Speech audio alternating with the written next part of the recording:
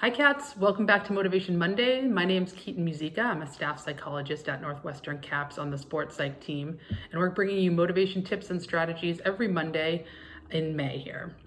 Today and this week, we're going to kick off the week by talking about values and how to use your values to motivate you during academic endeavors and your athletic endeavors during this remote learning period and really beyond.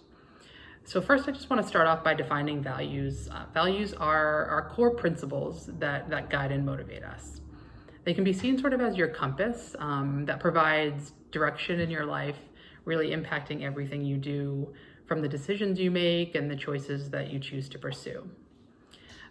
Values aren't goals, so I want to be clear about that. They're not something that you are striving to achieve. Rather, again, they relate to how you're going to behave on an ongoing basis and your decisions. And so values impact everything, right? And given they impact everything that we do, they're certainly going to impact your motivation for sport and academics. Knowing what our values are and learning to live by them or live congruently with them can really be one of the most powerful ways to decrease your stress and to motivate yourself. So when your actions and behaviors are consistently in line with your values, you're going to be more likely to achieve your goals. You're going to be more likely to make better choices when you're faced with difficult decisions, more likely to train harder and more consistently. So knowing your values and again, like living congruently with them, it can be really, really motivating. Knowing your values can help you answer those why questions. Why do you get up in the morning before most people get up to lift or to train or to watch film? Why do you choose to go to practice? Why do you choose to log on to an online class during this time? If you're having some difficulty, any difficulty at all answering some of those questions right now, I want to say you're definitely not alone in that. I think our typical lives have really been shaken up quite a bit. And so finding your why, knowing your why, and using that to motivate you might be really difficult right now. So we want to tap into your values today to help you get more in touch with that why and use them as motivators. So to get your motivation going today, I'm going to walk you through an exercise that's going to help you identify what your top values are and use those to motivate you in your athletic and academic endeavors. So there's 3 parts to this exercise. So for the first part, if you're comfortable, I'm encouraging you to close your eyes and just imagine that you're retiring from sport. Perhaps you're graduating or retiring after graduation. And you're driving with your family to the banquet for graduation, or taking the train, or however you're getting there. Everyone's all dressed up and excited. And you get out of the car or off the train, and you walk into the building where you see your loved ones or your teammates, coaches, professors. So just imagine this. And imagine that there are 4 people who are going to make a speech about you. The first one's somebody from your family. It can be anyone from your family. The second person's a teammate. The third's a coach. And the fourth is your best friend.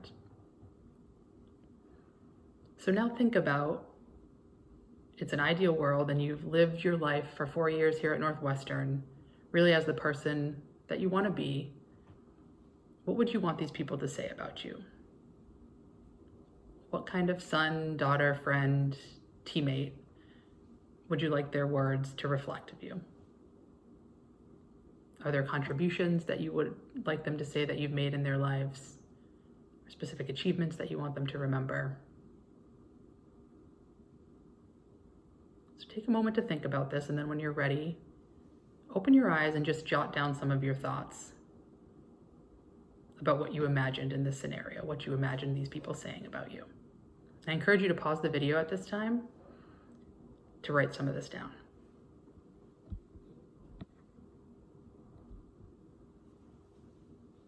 Okay, so the second part of this, based on what you wrote down and what you thought about, now you're going to identify and rank your top 3 values. So the list up here on the screen, it's not an exhaustive list of every value there is. So if one comes up for you, or there's something that's not on this list that you value, please feel free to use that one. But what I want you to do here is look at this list and identify your top 3 values and rank them 1, 2, 3, with 1 being the most important. So again, I encourage you to pause to take a moment to do this. All right, so now part 3 here, the final part, is to write a clarifying statement that helps clarify what each value means to you and looks like on a day-to-day basis. So you're going to describe what it means really concretely to be living congruently with these values. And I'll give you an example in a minute. But first, I just want to let you know there's three qualities to this clarifying statement. So one, you want it to be a positive statement. So write down what you're going to be doing, not what you're not going to be doing. So for an example, if I value consistency, I would say I complete my workout each day. That would be a clarifying statement. I'm not going to say I won't skip any workouts, right? So it's in the positive. The second piece to the clarifying statement is using an I statement. So starting with the word I. And then the third piece of that is present tense. So I complete my workout each day, not I will or I'm going to. So a full example here, let's say my value is learning a new skill.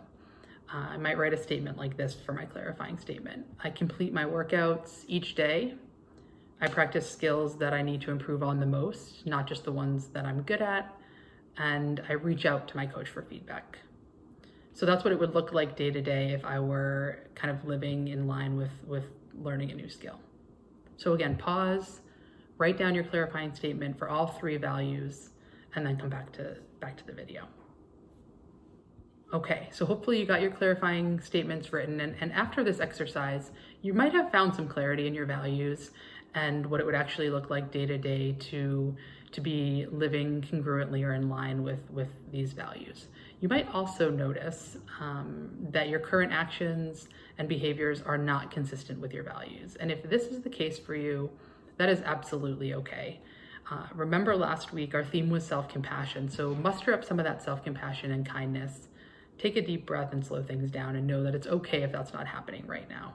Today, you can start committing to that. And if you're having trouble, you can think about what are some barriers that might be getting in the way of living in line with your values and what might help facilitate that a little bit more to help with that motivation.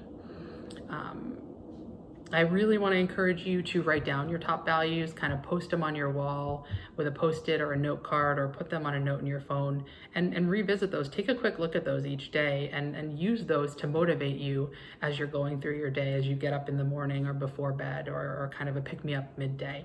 So really use these and revisit them to help motivate you.